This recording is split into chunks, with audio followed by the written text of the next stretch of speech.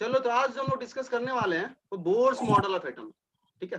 तो फिर तुम थोड़ा बहुत पढ़े होगे एनसीईआरटी से, बहुत ईजी है, पहले ही बोल देते बहुत ईजी है, तुम सीक्वेंस से पढ़ो, पोस्टुलेट्स वगैरह लिखा हुआ है, सारा क्वेश्चन कर लोगे। तो स्टार्ट करते हैं सीक्वेंशियली।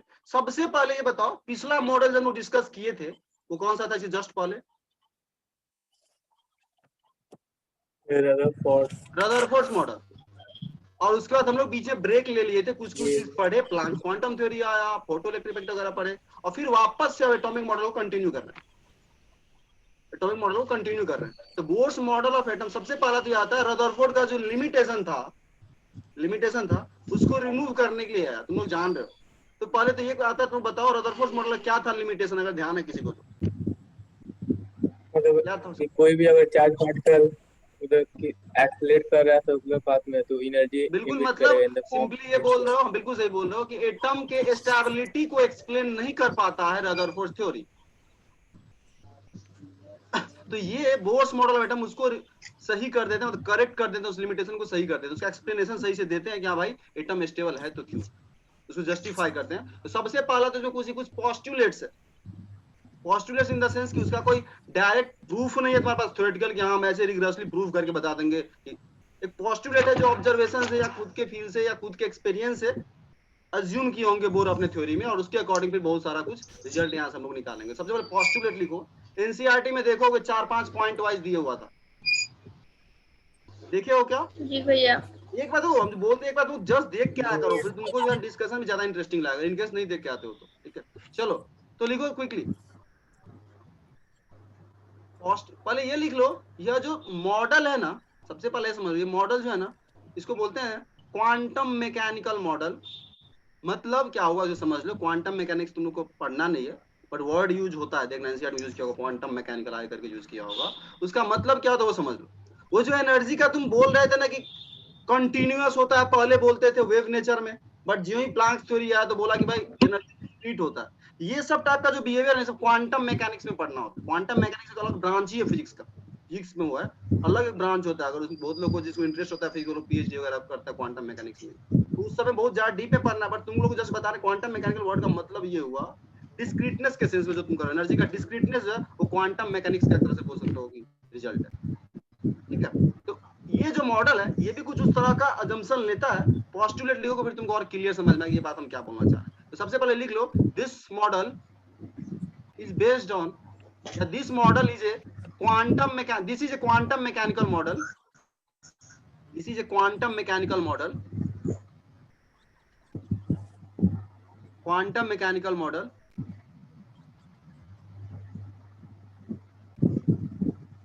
क्वांटम मैकेनिकल मॉडल है। यह चीज क्लियर हो जाएगा जब पोस्टुलेट का क्वांट लिखेंगे तो, जस्ट हम स्टार्ट पे लिखवाना चाह रहे हैं।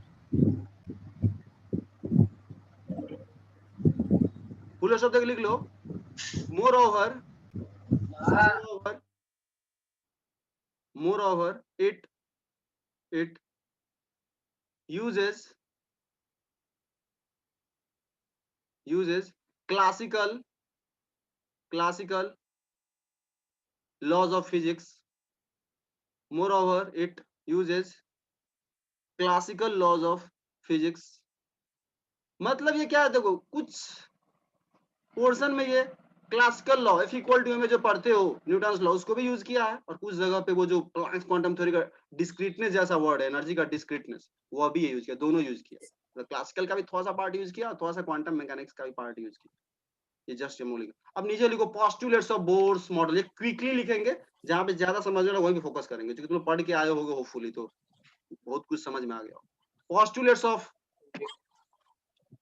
बोर्स मॉडल सबसे पहला इजी है, कुछ नहीं लिखने वाले, इसमें देख लो क्विकली, तुम लोग देखो फर्स्ट, देखो तो बुक अगर है सामने तो क्विकली, जिसमें जहां पे लिखा है इलेक्ट्रॉन हाँ hydrogen atom move around the different circular path of fixed radius हाँ देखो, नोन एज ऑर्बिट्स। आप फोकस करना बात क्या हो, देखो fixed radius and fixed energy, मतलब न्यूक्लियस का तो डिस्कवरी हो गया था भाई, न्यूक्लियस का तो डिस्कवरी हो गया था, वो रदरफोर्ड में ही हो गया था। ये कोई नई बात नहीं है कि इलेक्ट्रॉन जो रिवॉल्व कर रहा है चारों तरफ।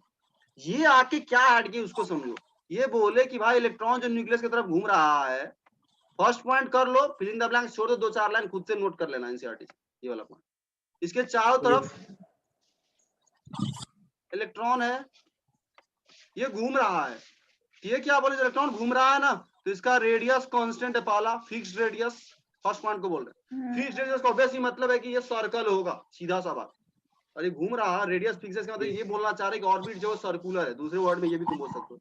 और फिक्स्ड एनर्जी का मतलब ये बोले भाई ये जो ऑर्बिट में घूम रहा है ना, तो इसका एनर्जी फिक्स है, विद टाइम इसका एनर्जी चेंज नहीं हो रहा, विद टाइम इसका एनर्जी चेंज नहीं हो रहा। ये जस्ट पोस्टुलेट है, ये वापस से जस्टिफाई होगा इन्हीं के नेक्स्ट पोस्टुलेट में, आगे हम लोग पढ़ेंगे। तो पहले पूरा पढ़ लो, फिर हम लोग कनेक्ट कर लेंगे चीजों को। पहले मतलब सिंपली समझ लो जो वो बोल रहा है, ठीक है, होपफुली समझ गए होगे। न्यूक्लियस सेंटर पे उसके चारों तरफ किसी कांस्टेंट रेडियस में इलेक्ट्रॉन किसी कांस्टेंट एनर्जी, फिक्स्ड एनर्जी के साथ मूव कर रहा है। मतलब जब इलेक्ट्रॉन यहाँ से घूम के यहाँ पे आया, यहाँ पे जितना इलेक्ट्रॉन का एनर्जी है, total energy at this point is equal to total energy of electron at this point. Orbit में किसी भी पॉइंट पे इलेक्ट्रॉन का टोटल एनर्जी कांस्टेंट है, कंजर्व्ड है, ऐसा बोलना चाह रहे हैं, फिक्स्ड एनर्जी। चलो क्विकली फर्स्ट पॉइंट हो गया, दूसरा पॉइंट क्विकली पढ़ो, कोई क्विकली वही बात को बोला जा रहा है जो मैं बोले, the energy of an electron in the orbit does not change with time. Time के साथ चेंज नहीं होता, सर्कल में, उस ऑर्बिट में कहीं भी रहे चेंज नहीं होने वाला। उसके बाद इंटरेस्टिंग है, अगर नहीं समझ में आया तो पहले एक बार तुम लोग पढ़ो कोई क्विकली और उसको हम एक्सप्लेन करते हैं। देखो कहानी इसके बाद लंबा सा लिखा हुआ। However, the electron will move from lower stationary state to higher stationary state when a required amount of energy is absorbed by the electron. चलो ठीक है, अब समझ। अब देखो ये वाला ज्यादा इंपॉर्टेंट है, ये वाला इंपॉर्टेंट है, इसको समझो।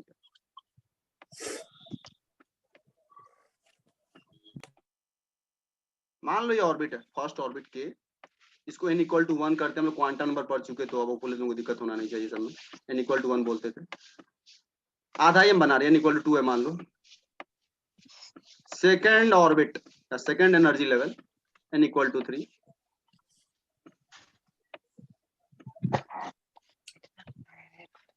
Equal to 3।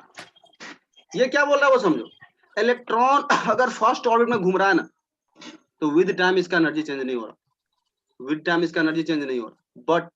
बट अगर तुम मान लो इस फर्स्ट सेल में कोई इलेक्ट्रॉन है, इसको तुम बाहर से एनर्जी दे दिए, किसी भी फॉर्म में हिट कर दिए, मान लो हाइड्रोजन गैस का सैंपल है, हिट कर दिए, हिट जो ही किए तो हो क्या सकता है, इस हाइड्रोजन एटम के सेल में जो एक इलेक्ट्रॉन है वो एनर्जी लेकर के कहां कूद जाए, सेकंड सेल में। तो इस केस में इसका एनर्जी क्या हुआ, बढ़ा, इंक्रीज करे। ये बोल रहा एज लॉन्ग एज वो एक सेल में तब तक ये एनर्जी फिक्स मानो। हम ऐसा नहीं बोल रहे कि हमेशा एनर्जी फिक्स है, एक सेल के अंदर एनर्जी फिक्स है, उसका एनर्जी चेंज करोगे वो अपना ऑर्बिट खट से चेंज कर लेगा। और अगर n इक्वल टू 1 से इसको 2 में जाना है तो एनर्जी क्या करेगा, एब्जॉर्ब, एनर्जी एब्जॉर्ब करेगा, यहाँ पे एनर्जी एब्जॉर्ब होगा। तुम इसको लो से हाई पे ले आ रहे हो, मान लो हम अभी 2.1 इलेक्ट्रॉन वोल्ट में है और मेरा मन है कि 5 इलेक्ट्रॉन वोल्ट वाले ऑर्बिट में जाए, तो भाई ऑब्वियस सी बात है हमको एक्स्ट्रा एनर्जी चाहिए, तो हम एब्जॉर्ब करेंगे। उल्टा केस, कोई n इक्वल टू 2 में था, वो n इक्वल टू 1 में आना चाह रहा, तो हाई एनर्जी पे है, लो पे आना है, क्या करेगा एनर्जी, वो इमिट करेगा, रिलीज करेगा। बस यही फंडा है। यानी ये बोल रहे हैं कि इलेक्ट्रॉन का एनर्जी तब ही चेंज होता है जब वो ऑर्बिट को चेंज करता है। एक ही ऑर्बिट के अंदर उसका एनर्जी चेंज नहीं होगा, चेंज होना है उसको ऑर्बिट चेंज करना पड़ेगा। या तो एनर्जी लूज करेगा तो ऊपर से नीचे आएगा, एनर्जी गेन करेगा, एब्जॉर्ब करेगा तो नीचे से ऊपर जाएगा। एनर्जी तुम किसी फॉर्म में दे सकते हो, आगे पढ़ेंगे इसके बाद स्पेक्ट्रम। एनसीईआरटी के सीक्वेंस को थोड़ा उल्टा ऑर्डर में ले रहे हैं, देखिए होगा बुक में तुम लोग, पहले स्पेक्ट्रम दिया जो हम लोग नहीं पढ़ा है, उसके बाद बोर्स मॉडल दिया, हम पहले इसको पढ़ा है। तो फुली समझ गए एनर्जी अब्सॉर्ब कब हो रहा, एनर्जी एमिट कब हो रहा, वो चीज इसमें लिखा हुआ है। जस्ट पोस्टुलेट 2 करो, इसको पोस्टुलेट 2 लिखो कॉपी में, पोस्टुलेट 2 लिखो, 3-4 लाइन छोड़ दो, खुद से लिखना, 2 पार्ट लिखना। एनर्जी अब्सॉर्ब कब हो रहा, जब लोअर और सेल से, लोअर एनर्जी लेवल से हाई एनर्जी लेवल पे जाएगा, energy is absorb by the electron. अगर हाइयर से लोअर पे आ रहा, बोलेंगे energy is release by the electron. ठीक है, यहाँ जस्ट लिख देते हैं एनर्जी अब्सॉर्ब, जस्ट ये लिख लो, वर्ड्स तुमको खुद से कंप्लीट करना है। एनर्जी अब्सॉर्ब, मान लो तुम्हारा n इक्वल टू 2 से, n इक्वल टू 2 से जंप करके चला गया n इक्वल टू 4 पे एक सेकंड को, लोअर से हाइयर एनर्जी अब्सॉर्ब होगा, जस्ट इसका उल्टा में एनर्जी क्या होगा, रिलीज होगा, रिलीज होगा। और नीचे तुम ये फॉर्मूला जस्ट लिख सकते हो, लिखना है तो delta E is equal to क्या हो जाएगा, ऑब्वियसली ई फाइनल फाइनल जहां गया वहां का एनर्जी माइनस ही है। 2 से 4 में गया तो 4 का एनर्जी माइनस 2 का एनर्जी, खत्म। ठीक है, ये दूसरा है। कैलकुलेशन सबको हम लोग करने वाले हैं, एनर्जी का फॉर्मूला अगर आएगा सारा आएगा बोर्ड्स मॉडल में, टेंशन मतलब उसी से न्यूमेरिकल आता है जनरली, बट अभी पोस्टुलेट पढ़ रहे हैं तो न्यूमेरिकल पार्ट में नहीं जाएंगे हम लोग, करने वाले हैं जस्ट बात। चलो ये हो गया तुम्हारा। अब आ जाओ चलो क्विकली, अब यहाँ ध्यान देना, जस्ट आप समझो इस बात को। मान लो एक सेकंड को, कैलकुलेशन वाले पार्ट में नहीं गया, जस्ट बोल रहे हैं। मान लो फर्स्ट सेल का एनर्जी तुम्हारा कुछ है, एक सेकंड को कुछ ही मान लो, एक सेकंड को अभी जस्ट रैंडम नंबर लेना, ठीक है, गलत हो सकता है, पहले बोल देते हैं। 2 इलेक्ट्रॉन वोल्ट ले लिया एक सेकंड, किसी सेल का एनर्जी -2 इलेक्ट्रॉन वोल्ट है, इसका मान लो तुम्हारे पास -1 इलेक्ट्रॉन वोल्ट है, -1 इलेक्ट्रॉन वोल्ट है, ठीक है। और तीसरे वाले का के का मान लिए -2, एल का -1 और एम का मान लिए, मान लो एक सेकंड को -0.5 मान लेते हैं, -0.5 बढ़ते जाएगा ऑब्वियसली, तो जस्ट रैंडम सा नंबर लिए पहले बोल दें, -2 -1 -0.5। अब सोचो गौर से, कोई इलेक्ट्रॉन के सेल में -2 इलेक्ट्रॉन वोल्ट पे, उसको -1 पे जाना है, कितना एनर्जी चाहिए क्विकली बोलो? 1 इलेक्ट्रॉन वोल्ट चाहिए, 1 इलेक्ट्रॉन वोल्ट। जब समझना गौर से, अब तुम उसको हिट दिए या कोई भी एनर्जी दी या कोई फोटोन गिराया उस पे, वह फोटोन उसको 0.9 इलेक्ट्रॉन वोल्ट देने की कोशिश कर रहा है, क्या वो जंप कर पाएगा? नहीं, उस फोटोन को वो एब्जॉर्ब ही नहीं करेगा, इसलिए पहले समझ लो। क्योंकि अगर वो 0.9 वाले भले तुम भेजोगे, समझो इस बात को, तुम 0.9 दिए इसको, 0.9 इसमें ऐड करो, कितना आ रहा है? -2 + 0.9 -1.1 -1.1 पे कोई सेल ही नहीं बीच में एग्जिस्ट कर रहा है, डिस्क्रीट है ये, बीच में नहीं है कोई सेल, ताकि ये लेकर के और -1.1 पे चला जाए। यानी इसको जब नेट उतना ही दोगे, उससे थोड़ा सा भी कम दिए, थोड़ा सा भी ज्यादा दिए, ये रिजेक्ट कर देगा तुम्हारे ऑफर को, एनर्जी एक्सेप्ट ही नहीं करेगा। वैसा फोटोन एब्जॉर्ब ही नहीं होगा। स्पेक्ट्रम के टाइम में तुमको जब चीज सोचना होता है, इसलिए अभी तुम लोग को बोल रहे हैं, -2 से -1 पे जाना है, एग्जैक्टली इसको 1 इलेक्ट्रॉन वोल्ट का फोटोन चाहिए। 1 से कम दोगे वह फोटोन भी अब्जॉर्ब नहीं करेगा, 1 से ज्यादा दोगे तो भी फोटोन अब्जॉर्ब नहीं करेगा। अब मान लो तुम -2 से यहाँ देखो तो -0.5 कितना चाहिए इसको? -0.5 + 2 1.5 चाहिए, एग्जैक्टली 1.5 दोगे ना, तभी ये के से कूद के एम में आएगा। अगर 1.5 से 1.4 दिए, कुछ ऐसा दिए ताकि उसको कोई ऑर्बिट के करस्पॉन्डिंग एनर्जी नहीं मिल रहा है, वो लेगा ही नहीं, वो फोटोन एब्जॉर्ब ही नहीं होगा, वो फोटोन वैसे का वैसे ही रह जाएगा, इलेक्ट्रॉन वो एब्जॉर्ब ही नहीं करेगा। ये जस्ट बताने, मतलब एग्जैक्ट एनर्जी चाहिए, फिक्स उतना ही गैप चाहिए उसको जाने के लिए। डेल्टा ई जो है वो एग्जैक्ट दोगे तो जाएगा, उससे थोड़ा सा भी कम ज्यादा दोगे नहीं जाएगा। ये कुछ ऐसा हुआ, मान लो तुम्हारे पास एनर्जी लेवल है 2 4 6 का, तो 2 से हम या तो 4 पे जाएंगे या फिर 6 पे जाएंगे, बीच में नहीं रहेंगे। कंटिन्यूअस टाइप का सेंस नहीं है, इसलिए ये भी थोड़ा सेंस में प्लैंक्स क्वांटम थ्योरी जैसा कुछ बोलना चाह रहा है, अगर तुम इसको समझो तो। चलो ठीक है, ये तुम्हारा पॉइंट हो गया। थर्ड आ जाओ, थर्ड पे देखो, थर्ड भी रिलेटेड पॉइंट है, जस्ट बोल देते हैं यहाँ पे। नेक्स्ट पेज पे हम जा रहे हैं।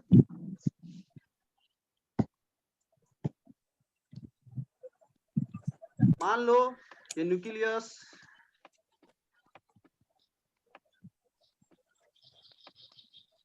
KLM, ठीक है। मान लो के का एनर्जी तुम्हारे पास,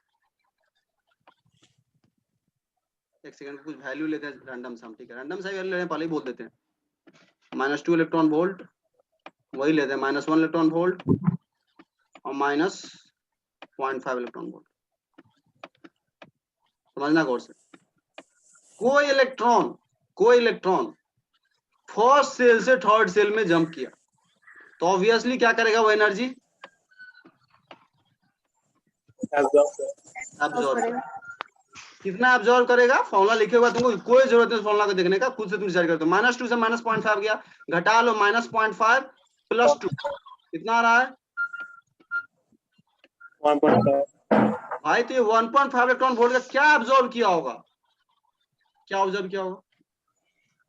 फोटोन एब्जॉर्ब किया होगा, बाहर से उसको एनर्जी मिला होगा 1.5 किसी भी फॉर्म में, लाइट फॉल कराए होगे या हीटिंग करने लगे होगे, टेम्परेचर उसका राइज कर दिए होगे, तो इतने का फोटोन क्या करेगा? वो इलेक्ट्रॉन एब्जॉर्ब करेगा एग्जैक्टली। अगर तुमको ऐसा फोटोन तुम्हें क्वेश्चन में दे रखा है, जिसका तुम एनर्जी निकालो 1.4 आ रहा है, बोला जाएगा क्या वह फोटोन इस इलेक्ट्रॉन को जंप करा पाएगा? बोलोगे नहीं, एग्जैक्टली इसको 1.5 से फर्स्ट थर्ड जाने 1.4 का देंगे, फोटोन नहीं करेगा। तो ये क्या बोल रहा है? इस एनर्जी को तुम क्या कर सकते हो? फ्रीक्वेंसी बदल सकते हो क्या? ऑब्वियसली प्लांक्स इक्वेशन से। तो ये जो फ्रीक्वेंसी है, ये फ्रीक्वेंसी क्या बता रहा है तुम्हें? कितने फ्रीक्वेंसी का फोटोन इसको अब्सॉर्ब करने दो बाहर से। तुमसे क्वेश्चन पूछा जा सकता है इसमें कि फर्स्ट या थर्ड में जंप कराने के लिए इसको कितने फ्रीक्वेंसी का फोटोन चाहिए। तो पहले गैप से एनर्जी निकाल लो, energy equal to H nu कर दो, न्यू निकाल दो, वही फ्रीक्वेंसी हो गया, खत्म। लेमडा पूछे, न्यू से लेमडा निकाल दो। तो ये तुम्हें बता रहा है इतने फ्रीक्वेंसी का इसको क्या चाहिए, फोटोन चाहिए या रेडिएशन चाहिए, ताकि यह इससे इसमें जा पाए। तो तुम एनर्जी गैप निकालो, सिंपल वही चीज, एनर्जी का डिफरेंस लो, उसके करस्पॉन्डिंग फ्रीक्वेंसी निकाल लो, एच न्यू करके, एच सी बाय लेमडा करके लेमडा निकाल लो। उल्टा, ये नीचे से ऊपर जा रहा है, इसी का जस्ट उल्टा केस, यहां से यहां आ गया, क्या होगा भाई? डेल्टा ई वही रहने वाला है, डेल्टा ई वही, बस वर्ड सिर्फ चेंज होगा। यहाँ पे 1.5 अब्सॉर्ब कर रहा है, वहां पे 1.5 रिलीज करता है। बस इसको समझ लिए, फिर हो गया, खत्म कहानी, फिर वो खत्म। इतना एनर्जी डेल्टा ई एमिट करेगा, वो रिलीज करेगा। कितना करेगा रिलीज? तो वही चीज 1.5 ही रिलीज करेगा। फिर से करस्पॉन्डिंग तुम फ्रीक्वेंसी निकालोगे एच न्यू करके, तो फ्रीक्वेंसी भी क्या आने वाला है? सेम। भाई यही क्वेश्चन यहाँ भी, इक्वेशन यहाँ भी, बट यहाँ पे अब्सॉर्ब कर रहा है, यहाँ पे एमिट कर दिया। यहाँ पे क्या होगा? इतने फ्रीक्वेंसी का फोटोन, यहाँ का इलेक्ट्रॉन जो है ना, ये इलेक्ट्रॉन, जब यहाँ का इलेक्ट्रॉन यहाँ से यहाँ आएगा, तो यहाँ से न्यू निकालेगा, इसने न्यू का फोटोन या रेडिएशन वो क्या करेगा? एमिट करेगा। और यहाँ से यहाँ जब आएगा तो उसको अब्सॉर्ब करेगा। दो word, emit absorb, emit absorb. ऊपर से नीचे आया सेम चीज होगा, बट वो क्या करेगा? वो चीज रिलीज करेगा। यानी यहाँ से यहाँ जब इलेक्ट्रॉन आएगा ना, तो इलेक्ट्रॉन क्या करेगा? फोटोन रिलीज करेगा यहाँ से, जो भी तुम्हारा न्यू आया उतने फ्रीक्वेंसी का, या लेमडा का, लेमडा तुम निकाल सकते हो। और जब यहाँ से यहाँ जाएगा, तो इसको तुम बाहर से दो उतने फ्रीक्वेंसी का फोटोन अब्सॉर्ब कराओ, ताकि वो जाए। होपफुली डिफरेंस समझ पा रहे हो तुम। दोनों जगह से फ्रीक्वेंसी सेम आ रहा है, एक जगह उतने फ्रीक्वेंसी का फोटोन इलेक्ट्रॉन एमिट कर रहा है, एमिशन, और उतने फ्रीक्वेंसी की जगह इलेक्ट्रॉन अब्सॉर्ब कर रहा है बाहर से, एक्सटर्नली। ये कुछ ऐसा हुआ, हम ऊपर से नीचे आ रहे, तो हम मान लो 5 हर्ट्ज फ्रीक्वेंसी का फोटोन रिलीज कर रहे हैं, और तुम वहां से वापस मेरे पास आ रहे हो नीचे से ऊपर, तो तुम 5 हर्ट्ज का अब्सॉर्ब कर रहे हो। वैल्यू सेम है, बट सेंस डिफरेंट है। ठीक है, तो फुली समझ रहे होगे। हाई से लो आया तो रिलीज करेगा एनर्जी, और एनर्जी करस्पॉन्डिंग फ्रीक्वेंसी बोल सकते हो, फ्रीक्वेंसी करस्पॉन्डिंग वेवलेंथ बोल सकते हो। इसे एनर्जी, फ्रीक्वेंसी, वेवलेंथ सब इंटर रिलेटेड। ठीक है, तो वही तुम्हारा लिखा हुआ है, देख लो गौर से, देखो तो इक्वेशन वही चीज लिखा हुआ है, h nu is equal to E2 minus E1 delta E, वही फॉर्मूला प्लांक्स वाला, ये नया नहीं है, कुछ नया नहीं है कुछ। ठीक है, चलो ठीक है, तुम्हारा हो गया। चलो, सबसे लास्ट सबसे ज्यादा इंपॉर्टेंट, सबसे लास्ट सबसे ज्यादा इंपॉर्टेंट। अभी तक का देखो तो बहुत कुछ तुमको नया नहीं मिला, प्लांक्स का ही बात सब बोला गया। सबसे लास्ट देखो, ये वाला देखो इक्वेशन, सबसे लास्ट देखो तो उसको बुक में भी अंडरलाइन कर सकते हो, very very important.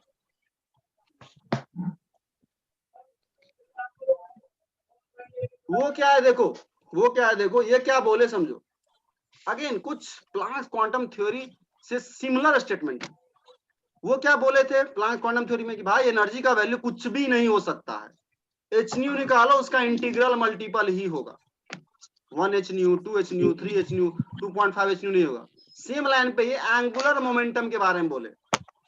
Angular momentum, angular momentum तुम लोग को ज्यादा नहीं समझना है, अभी फिजिक्स में पढ़ाएंगे, रोटेशन में पढ़ाएंगे। तो एंगुलर मोमेंटम होता है अभी तुम्हारे लिए mass into velocity into radius, इसको बोलेंगे एंगुलर मोमेंटम, MVR।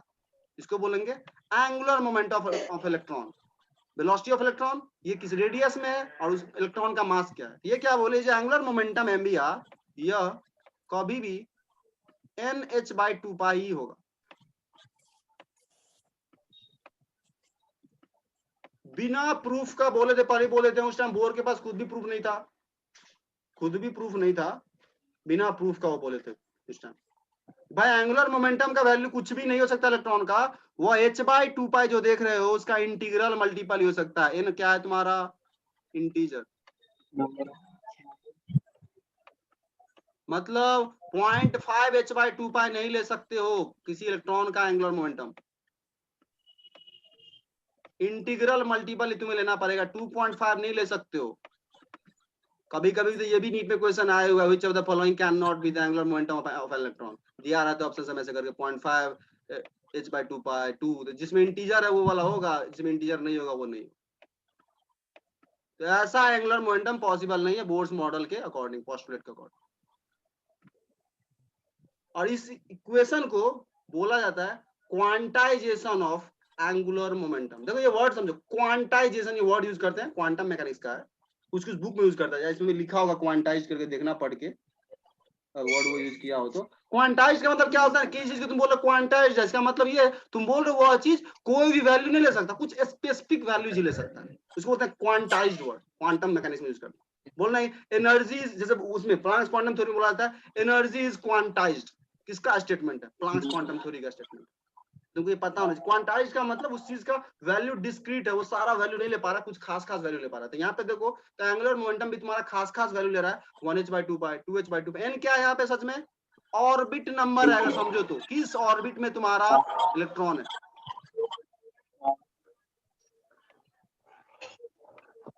अगर सेकंड सेल में कोई इलेक्ट्रॉन है तो इस बोर्स मॉडल के अकॉर्डिंग उसका एंगुलर मोमेंटम 2 × h/2π होगा। कोई बोले कोई इलेक्ट्रॉन है जो थर्ड सेल में है, 3 × h/2π इसका एंगुलर मोमेंटम होगा, n3 लोगे, ठीक है।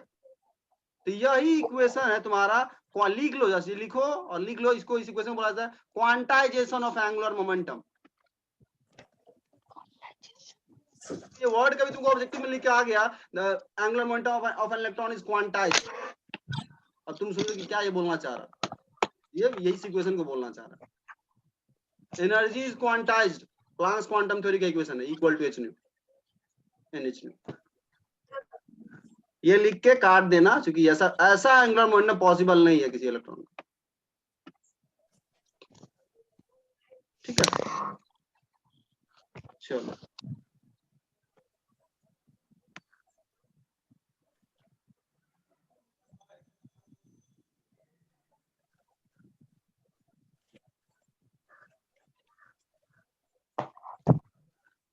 हो गया क्या? जी भैया। चलो हो गया तो चल ठीक है, ठीक है। तुम्हारा ये पोस्टुलेट्स खत्म हो जाता है। ज्यादा इंपॉर्टेंट इसका जो पार्ट है ना वो है, अब देखो भाई क्या समझो, ये जो इक्वेशन देख रहे हो ना, अब यही इक्वेशन जो है ना बोर्स मॉडल का न्यूमेरिकल बना देता है, आईसी पे न्यूमेरिकल आता है। हम लोग करेंगे अभी डिराइव फार्मूला वगैरह सारा काम करने वाला, मतलब अब असली काम है, अगर एग्जाम के पॉइंट ऑफ व्यू से बात करें तो। अभी तक जो तुम पढ़े ना उसमें थ्योरेटिकल क्वेश्चन डाला सकते, बोले which of the following statement is correct regarding Bohr's model, लिखेगा लैंग्वेज वैसा क्वेश्चन के लिए, जो कि जनरली कम आता है, बस कभी कभी आ जाता है। असली जो क्वेश्चन आता है वो न्यूमेरिकल वाला पार्ट, यानी इस इक्वेशन न्यूमेरिकल वगैरह बोलेगा। न्यूमेरिकल इन द सेंस कि तुमसे बोले रेडियस बताओ इलेक्ट्रॉन का कितना, वैल्यू निकाल के बताओ, इलेक्ट्रॉन का वेलोसिटी कितना वो निकाल के बताओ, इलेक्ट्रॉन का एनर्जी कितना है, काइनेटिक एनर्जी कितना है, 1/2 MB स्क्वायर वो निकाल के बताओ, टोटल एनर्जी कितना है ये निकाल के बताओ। ये सब कैलकुलेशन करने वाले हैं, बहुत इजी पार्ट है, डिराइव करेंगे, फॉर्मूला तुम्हारे पास रेडीमेड आएगा, तुम्हारे दिमाग में होना चाहिए, खत्म, फिर उसमें कुछ क्वेश्चन में दम होता नहीं। तब इसको करने वाले हैं, ये जो सेकंड पार्ट है उसको हम बोलेंगे एप्लीकेशन ऑफ बोर्स मॉडल, ठीक है। तब इसको एंड कर रहे हैं, सेपरेटली उसको रखेंगे, ठीक है। दूसरे वाले में वापस से लिंक भेज रहे हैं तुम लोगों को, क्विकली कनेक्ट हो जाना। ओके भैया।